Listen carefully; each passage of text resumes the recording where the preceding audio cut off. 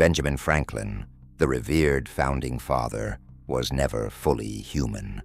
Hidden letters and secret archives reveal a body made of unknown materials, preserved beyond death, possibly alive even now.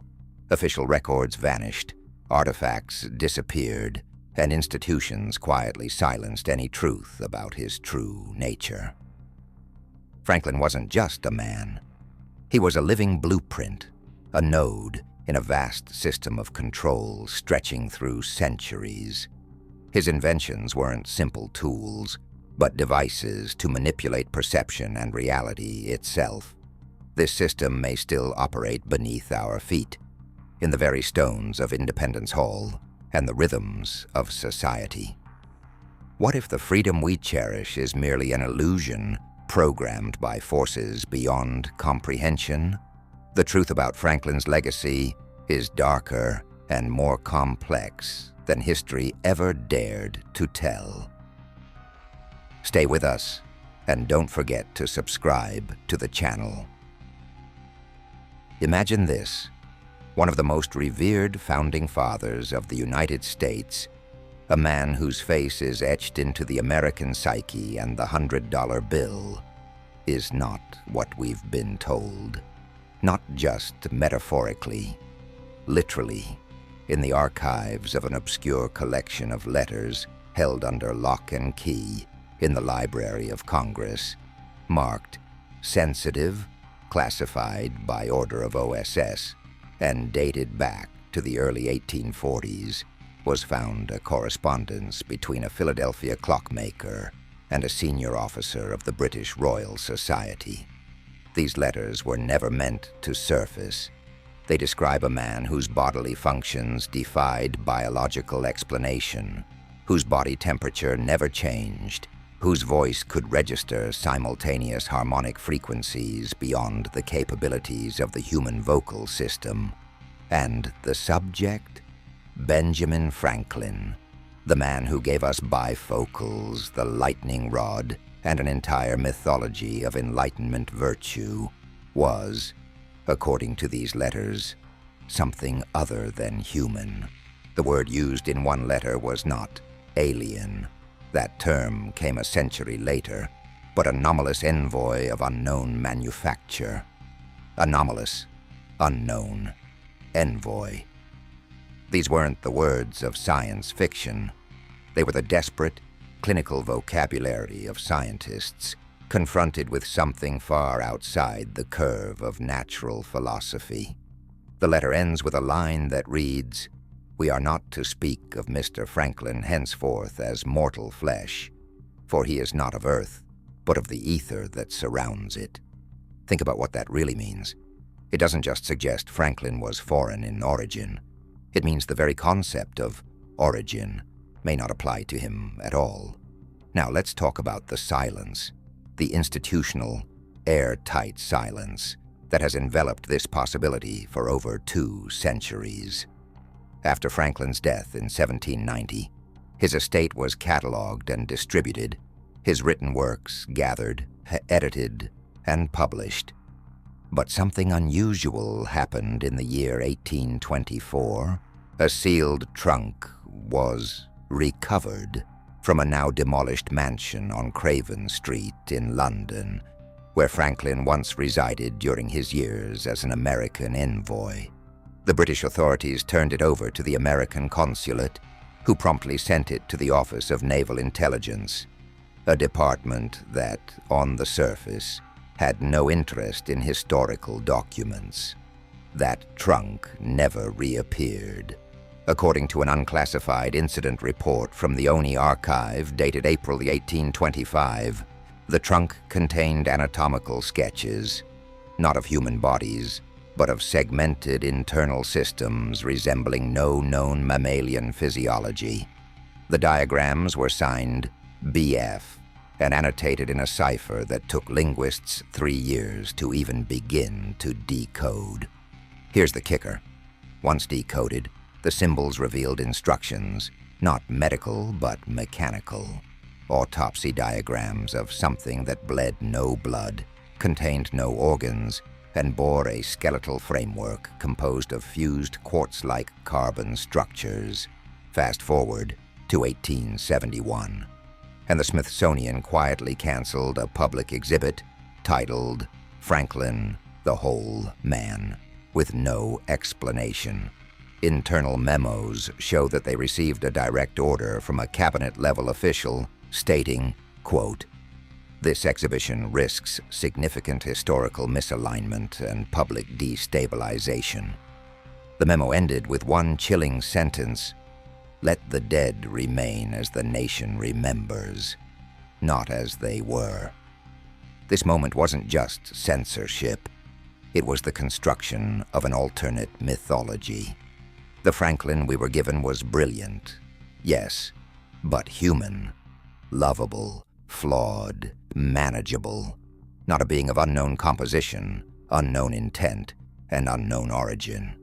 Because if Franklin wasn't human, then every signature he left behind, on the Declaration of Independence, on the Treaty of Paris, on the foundations of American science, was the signature of something watching us, not one of us.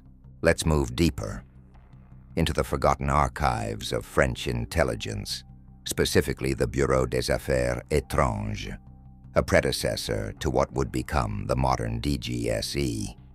In 1879, a document marked Top Secret, Observations Non Terrestres, described the retrieval of a sealed glass capsule from beneath the ruins of a Parisian printing house destroyed during the siege of Paris.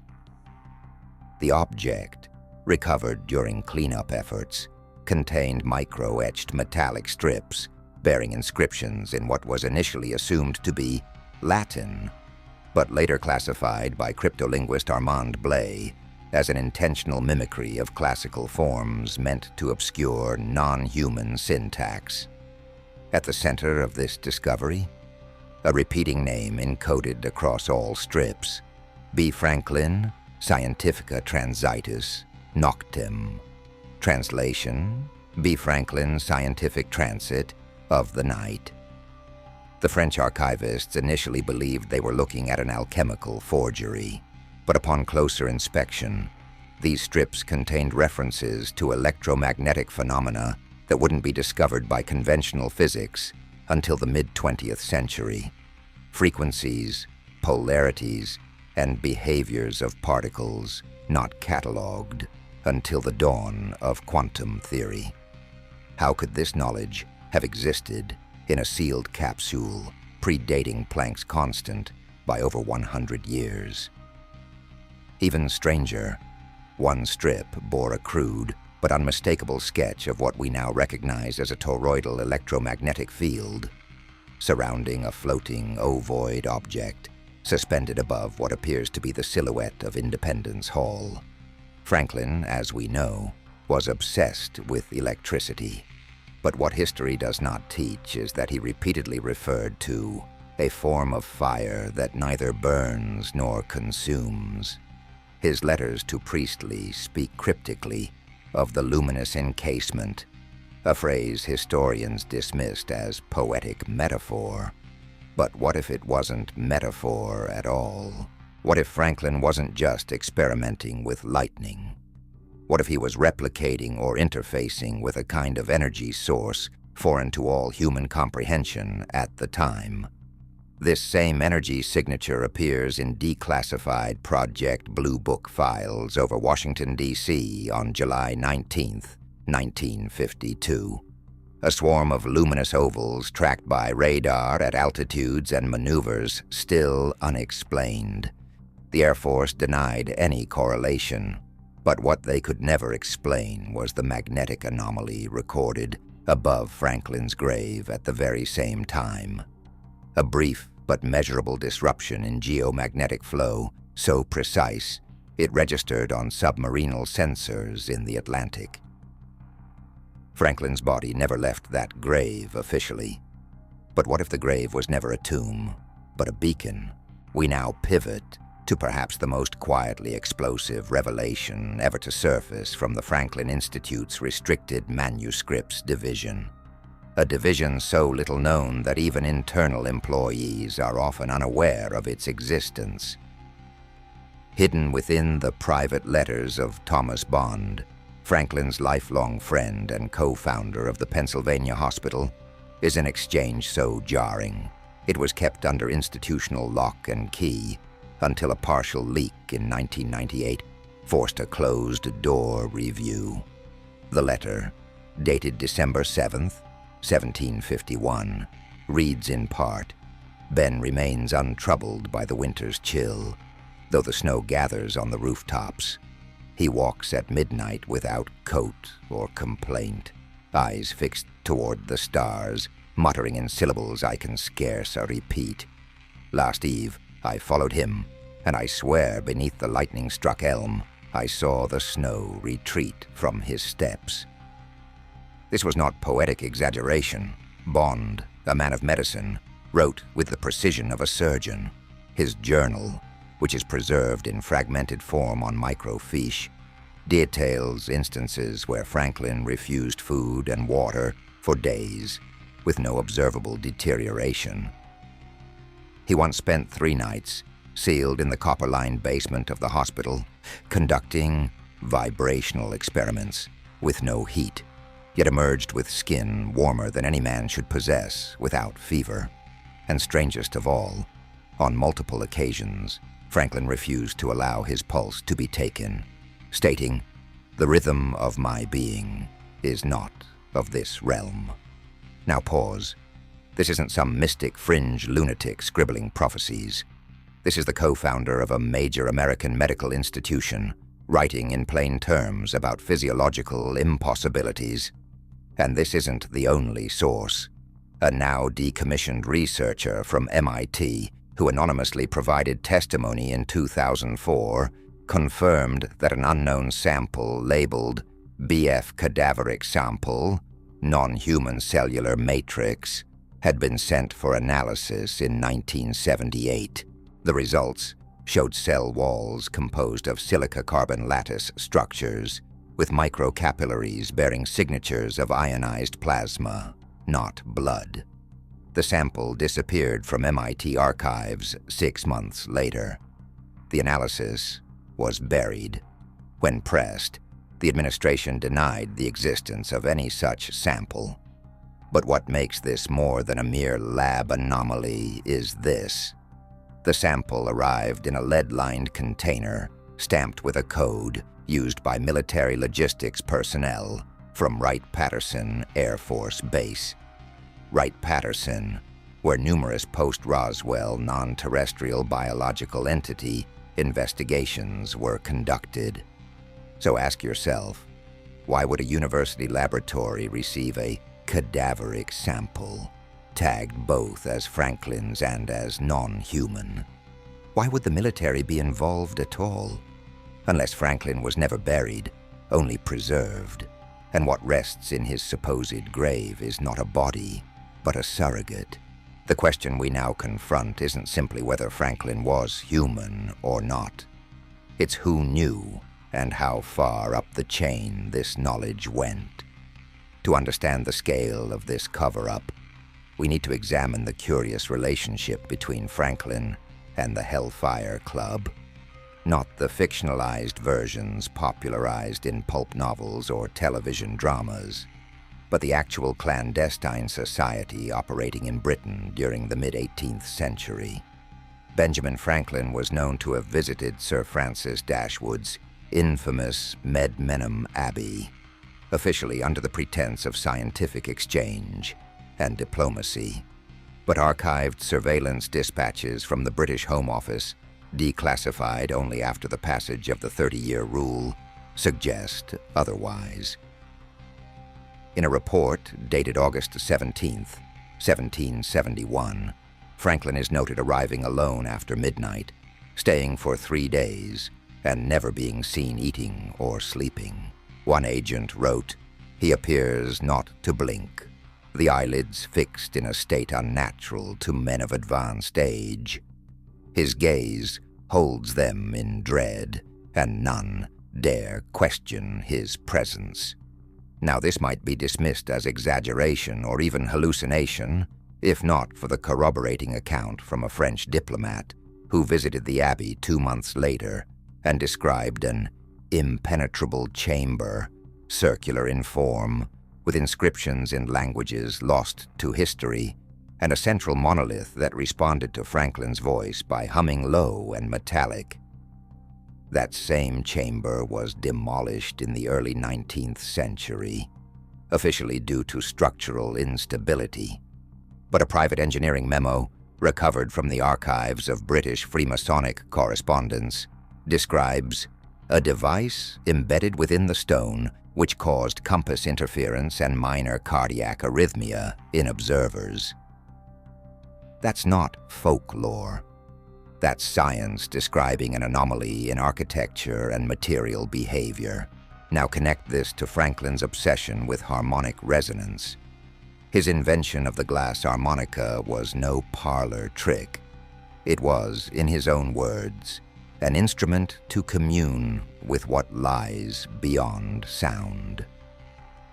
Why would a political thinker, a printer by trade, concern himself with creating a vibratory device tuned to frequencies imperceptible to the human ear?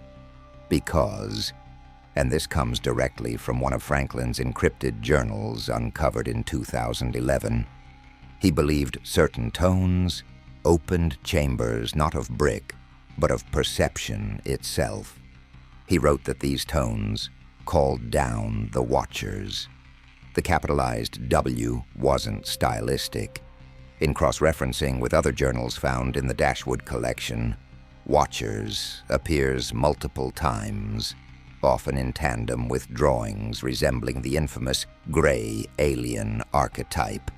Elongated heads, almond eyes, slight frames. Over 150 years before Kenneth Arnold's UFO sightings would popularize the form. This isn't coincidence. This is architecture, sound, and secrecy combining into a technological ritual, with Franklin at the center, not as participant, but as conduit. We now turn to the most damning document ever uncovered regarding Franklin's true nature. A single, unmarked folio discovered during the renovation of a closed Masonic library in Alexandria, Virginia, in 1982. Filed within a misclassified volume on colonial cartography, the folio contained no cover, no signature, just 5 parchment pages of precise technical language written in archaic English and what appears to be a hybrid script of Phoenician and Proto-Cuneiform. The document is titled simply The Receptacle. The first page describes a vessel of consciousness, fashioned not by womb nor breath, but by intention and light. It goes on to say this vessel was sent into the age of revolutions to sow a pattern among men that they may become as gods. The language is unmistakably theological, yet the rest of the text descends into exacting specifications of physical design. Spinal lattices made of crystallized filamentary arrays, dermal systems calibrated to mimic flesh, and neural matrices encased in fluidic nonmetals to preserve transmission integrity across temporal fields. These are not metaphors. This is a blueprint, a biomedical, perhaps biomechanical, schematic that matches no known technology of the time. And tucked into the final margin, scrawled in what appears to be Franklin's own handwriting, is a phrase that is simultaneously chilling and awe-inspiring. The experiment continues. I remain within.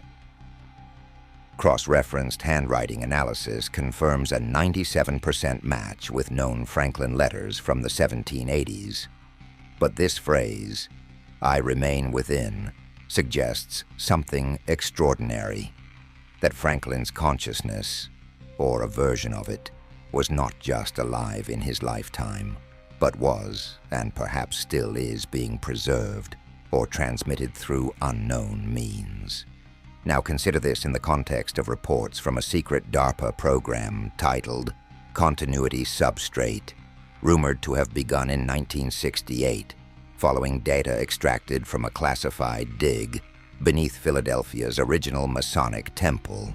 This dig, which took place under the guise of structural reinforcement, uncovered what one internal memo described as a carbon-sealed subchamber containing what appeared to be a reclining figure encased in amber-like material with the signs of faint bioluminescence. The figure's facial structure, according to biometric comparisons included in the report, matched Franklin's known busts with an accuracy of 99.1%. Yet, the material was not decaying, nor was it petrified. The DARPA team called it cognitive stasis, and within the sealed report was a claim, redacted in most copies, that the figure responded to electrostatic probing with neural echoes measurable in the sub-hertz range. In layman's terms, the body was thinking, not dreaming, not decaying, thinking. So ask yourself, what was Franklin? A man ahead of his time, or a construct sent not to guide a nation, but to seed a system? To grasp the implications of what Franklin may have been, not a singular man, but an engineered interface, we must examine how his influence extended far beyond politics or science and into the hidden architectures of systemic control. Benjamin Franklin wasn't just a founding father.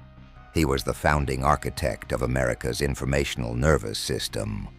Before there was centralized intelligence, before any institutional surveillance state existed, Franklin designed and deployed a distributed network of post riders, ostensibly a mail delivery system, but functionally something far more advanced for its time. A decentralized communications matrix that mirrored neural pathways. These riders didn't just carry letters. Each was tasked, according to an obscure entry in the journals of Ebenezer Kinnersley, with recording the rumors, fears, and truths of the provinces. Franklin called this practice sounding the pulse of the colony. He compiled these observations into what he called the strata reports, an ongoing ledger of behavioral analytics decades before the term ever existed. None of these documents were published, but fragments of them survived, cited in whispers by early members of the American Philosophical Society, who referred to Franklin not merely as a genius, but as the listener. Now think about this. Why would a printer, a man whose public image was humility and thrift, spend so much of his time and resources constructing systems that not only observed public sentiment, but predicted it? Franklin's method of information collection predates and resembles modern psychological operations. He was the prototype of the data-driven manipulator. Even more alarming is how his innovations laid the foundation for the Bureau of Investigation, later the FBI, with its headquarters placed in Philadelphia from 1903 to 1935. According to declassified internal notes from the Bureau's earliest director, Stanley Finch, the city retains traces of an older schema of observation. There is an intelligence baked into its gridded stones. That phrase, baked into the stones, reappears in only one other known context, a Masonic cryptograph, attributed to Franklin, discovered etched into the underside of a cornerstone at the original Independence Hall construction site. The symbol matches no known Masonic degree, but contains angular configurations that align precisely with data patterns seen in modern-day biometric encryption. This is not a coincidence. It suggests that Franklin embedded into the very geography of American governance a silent signature, a code, not just a cipher for words, but for behavior. And here's where it becomes almost ungraspable. Several analysts have noted that the architectural layout of Philadelphia's central government district forms a recursive symbol seen in ancient Sumerian texts, a spiral within a square. The symbol, according to Assyriologist Elaine Mariotti, represented a door that remembers. Did Franklin, through stone and signal, build a system that records human behavior not digitally, but spatially? If so, we aren't living in a democracy inspired by his wisdom. We're existing within his machine. The deeper we descend into Franklin's constructed mythos, the more we encounter patterns not just of design, but of replication. One must understand that Franklin's influence didn't die with him. If anything, it metastasized. Consider the curious fact that multiple high-level American figures throughout history have exhibited eerily similar traits. Linguistic patterns, idiosyncratic gestures, even biometric coincidences that statistically defy generational drift. Let's take a hard example. A forensic facial reconstruction analyst at Stanford University's anthropology department ran comparative facial scans between Benjamin Franklin and a little-known early 20th century industrialist named Lawrence Percival Hume. Hume, a recluse, operated a private research facility in Colorado under contract with the United States government during the pre-Manhattan Project era. Hume had no public photographs until a death certificate was issued in 1938. When these two images, Franklin's most well-known bust and Hume's only confirmed photo, were overlaid, the result was a facial match at 98.4% accuracy. The analyst submitted a report suggesting genetic replication or cellular duplication, possibly cloning, and was subsequently placed on indefinite sabbatical. This isn't isolated. An encrypted cache of FBI biometric anomaly files from the late 1970s, decrypted by whistleblower Jeremy Calston in 2009, revealed no fewer than 4 individuals across the 20th century who shared structural cranial morphology, ocular density, and inner ear organ placement within a margin of error so small it should occur in 1 in 100 million births. Yet all 4 resided in Washington, D.C., and every single one of them held advisory or intelligence positions. These weren't celebrities or politicians. They were behind-the-curtain operators, black-budget advisors, technical consultants, linguistic analysts. One was even listed under the codename Frank X. Here's the clincher. Frank X was listed as active from 1939 through 1986, an impossibility unless the subject had a lifespan of over 100 years or was replaced seamlessly across decades. A former NSA technician who accessed these files before they were scrubbed stated that the operative showed no biometric decay across recorded images spanning 5 decades. None. No aging. No structural change. The term used internally wasn't immortal. It was fixed entity. This points to a terrifying possibility. Franklin was not a unique incident, but a template, a prototype, a modular intelligence that could be remanifested, re-embedded, and redeployed. Perhaps not as a clone in the sci-fi sense, but as a hostile intelligence architecture. A pattern, uploaded into engineered vessels. What if every few decades, a new Franklin walks among us, not in powdered wig and breeches, but in a suit behind a desk, advising a president. Invisible, unaccountable, but always there, watching, calculating, adjusting the machinery of history, not for the betterment of mankind, but for the perpetuation of something far older and far colder. To truly comprehend the scale and sophistication of the Franklin enigma, we must scrutinize not the public spectacles of his life, but the seemingly mundane, particularly his obsession with time, synchronization, and cycles. Franklin wasn't merely an inventor of the lightning rod or bifocals. He was America's first temporal engineer. In 1758, he published an essay titled The Art of Procuring Pleasant Dreams, which modern sleep scientists often cite as early behavioral insight into circadian rhythms. But buried in the lesser-known drafts of that work, preserved in the British Museum's hidden Franklin papers, are not suggestions for better sleep, but intricate diagrams linking lunar phases, solar positions, and electromagnetism to mental acuity thresholds.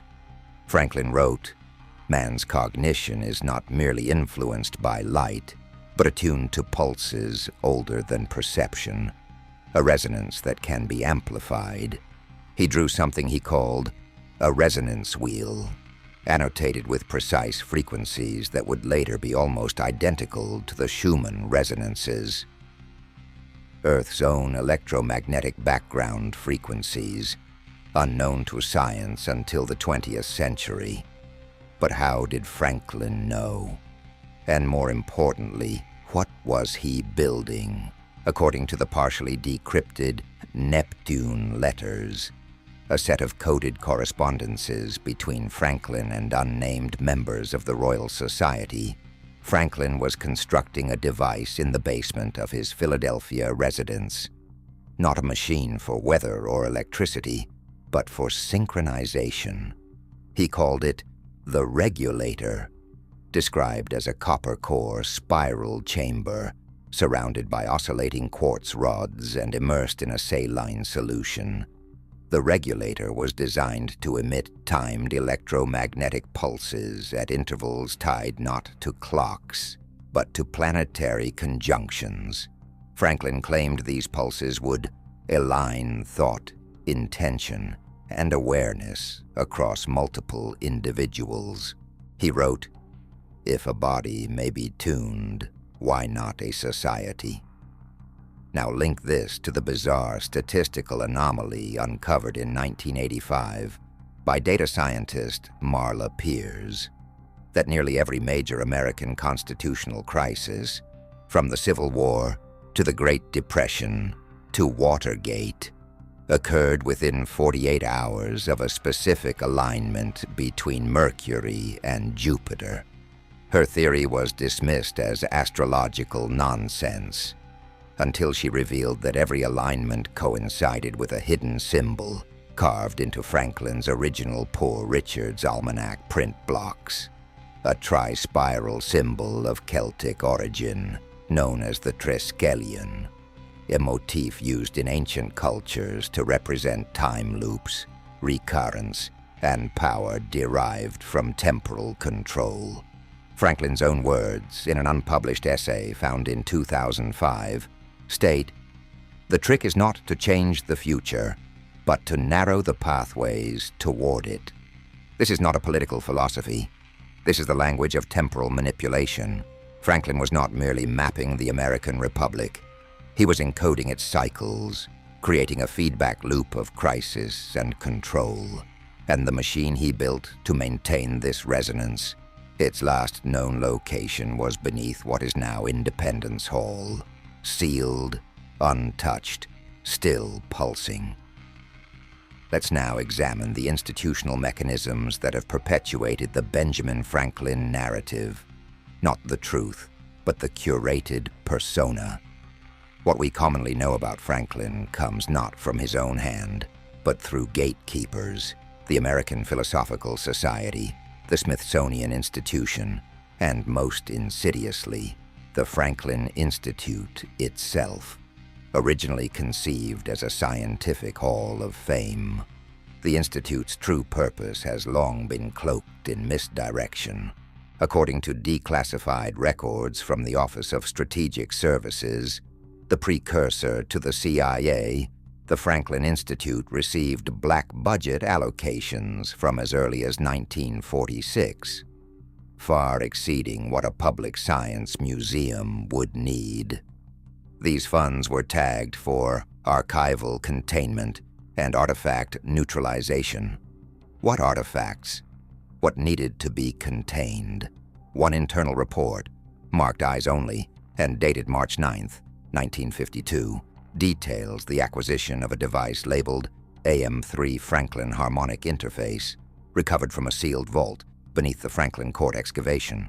The device, described as a metallic orb with concentric rings that responded to EM pulses, emitted a low, persistent hum in the 7.3 Hz range, the very frequency of the Earth's own Schumann resonance. The report notes that upon activation, the orb produced transient memory lapses in observers and created localized electromagnetic fog. The object was transferred to Wright-Patterson Air Force Base under Biointerface Containment Protocol. Its current status is unknown. Simultaneously, another institution, the American Philosophical Society, began redacting and withdrawing specific Franklin letters from its public collections. In 1967, an entire volume of correspondence with European colleagues was reclassified, with a memo citing undue influence on emerging cultural narratives. When investigative journalist Sarah Cadell demanded access under the Freedom of Information Act in 2002, her request was denied on national security grounds, despite the documents being over 2 centuries old. Why would 200-year-old letters be considered a threat to national security, unless they didn't document the past, but contained operational knowledge still in use? More damning still is a 1978 internal Smithsonian directive uncovered in the Snowden leaks. It mandates that any material or documentation suggesting Franklin's engagement with non-anthropocentric intelligences or experimental temporal structures shall be classified under Tier 4 Black Archive status. This is not the language of a museum. It's the lexicon of a defense agency. What they are hiding is not just historical. It's active. If Franklin's knowledge was operational, if his designs functioned on principles we still do not understand, then the truth is even darker, because it means that since the 18th century, Franklin's legacy hasn't been preserved. It's been managed, as if the man, or whatever he was, left behind instructions, not for enlightenment, but for control. The Franklin Institute, the Society, even the Library of Congress. They're not libraries, they're vaults. And what they contain isn't just dangerous history, it's live architecture. At this point, we confront a truth more unsettling than alien origin or temporal manipulation. The possibility that Franklin was not simply a traveler, not just a prototype, but a node in a system so ancient it predates recorded history, a persistent structure, self-correcting, self-replicating, designed to embed itself into the leadership cycles of intelligent civilizations. We must look to the recurring motifs Franklin invoked in his unpublished writings: the Great Eye, the oblique chamber, the trifold path. These phrases were long dismissed as Masonic symbolism or Enlightenment metaphors, but recently uncovered fragments from the Voynich manuscript, decoded using a linguistic pattern derived from Franklin's ciphered letters, suggest otherwise. The phrase trifold path, repeated 3 times in the Voynich text, aligns exactly with the sequence Franklin mapped in his private correspondences: inception, resonance, recurrence. This is not philosophical abstraction. It is a sequence, a loop.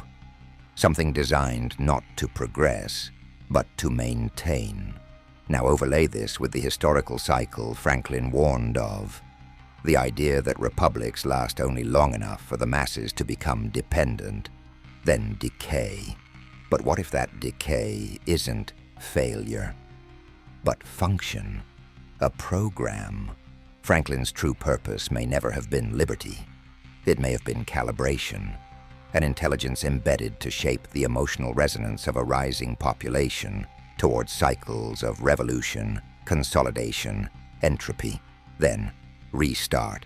Revolution, consolidation, entropy, the trifold path. If that's the case, then Franklin wasn't a man of the future. He was the lockpick of time itself, inserting code into the newborn American psyche to ensure that what we think of as freedom is actually an instrument of repetition. But the ultimate proof lies not in texts, but in structure. Independence Hall, site of the Declaration's signing, the Constitution's drafting, was constructed, according to Franklin's own notes, with specific geomantic alignments. The cornerstone was laid not on a convenient day, but on June 24th, the summer solstice, sacred in ancient solar cults. A geotechnical analysis by the U.S. Geological Survey in 1997 discovered that the building rests atop a granite vein, rich in piezoelectric properties, capable of converting pressure into voltage. Why build the seat of liberty on such a site, unless liberty was the bait, and voltage was the signal? Franklin knew, he always knew, and his final cryptic phrase from the so-called legacy letter, delivered posthumously to the Philosophical Society: "The cycle resumes when the eye reopens. Keep the pulse within the hall." It wasn't poetry, it was protocol, a countdown, and we're living inside it, and now we arrive at the final threshold, the synthesis of everything hidden in plain sight. The idea that Benjamin Franklin, the quintessential American icon, was not merely touched by some unknowable force, but was himself the outward-facing mask of a deeper structure, a structure that still moves beneath the surface of our systems, technological, governmental, psychological. Because while history paints Franklin as a man of ink and wire, paper and lightning, what remains obscured is his quiet involvement in the earliest known experiments in cognitive interface, what modern engineers might call neural lattice imprinting. His notes, once thought destroyed in the fire that consumed his London workshop, resurfaced in 2015 in an anonymous donation to the Massachusetts Institute of Technology. The pages are seared, partially illegible, but they reveal something staggering. Franklin was building not just tools, but extensions of self, devices attuned not to voltage, but to thought. One passage reads, "To bind mind to metal is not the work of gods, but geometry." Another, "If the field may be made to hum at the frequency of intent, then perception itself becomes vector." What this implies is that Franklin sought not to influence others through persuasion, or technology, or charisma, but through direct modulation of perception. In modern terms, broadcast consciousness. And the frequency he tuned to, a narrow band nestled in the low EM range, adjacent to the frequencies now used in military crowd control systems and high-level brainwave synchronization research. Was it coincidence that HAARP's original research documentation contained schematic references eerily similar to Franklin's harmonica resonance tables, or that the NSA's MK Stargate files, documents relating to remote viewing and mind interface experimentation, referenced Franklin's harmonic induction as a pre-technological precursor worth re-evaluation? No, it was not coincidence. It was convergence. The blueprint laid out centuries ago by Franklin is still being followed, not as tradition, but as live code. The system he designed was never intended to end with him. In fact, it didn't. A closed-door hearing of the Senate Intelligence Committee in 2021 reportedly included a briefing on cognitive feedback structures traced to early constitutional engineering. The source of the report: an artificial intelligence trained on historical documents. Its conclusion: foundational patterns exhibit fractal behaviors suggesting external authorship or pre-formulation. In other words, the founding of the United States, the rise of its technologies, its crises, its myths, follows a pattern, one not of chance or human genius, but of implanted direction. So who was Benjamin Franklin? A man, a myth, a manipulator? Or was he something far more invasive? A delivery system wrapped in flesh, designed to install not freedom, but the illusion of choice? Because once the pattern is seen, it cannot be unseen. And if the signal is still active, then the experiment isn't over. It's accelerating, and you're already inside it.